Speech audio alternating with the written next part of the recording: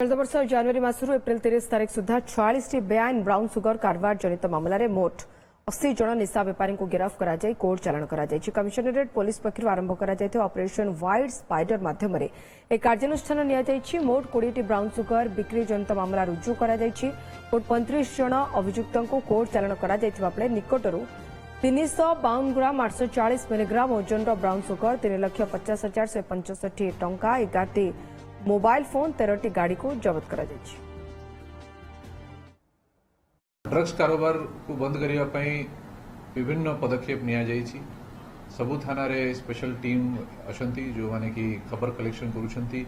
को एरिया रे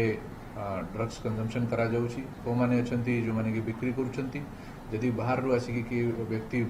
बिक्री करूची या सप्लाई करूची एमिति सबु लोकंकर खबर कलेक्शन करा जाउची टीपी ऑफिस रे मध्य गोटे टीम अच्छी स्पेशल टीम जो कि ड्रग्स सेल और सप्लाई उपरे काम करुची ताकू कंट्रोल करिवार से मानकर रेगुलर एक्सरसाइज चली स्पेशल क्राइम यूनिट मध्य भुवनेश्वर रे एक्टिव अच्छी और से माने भी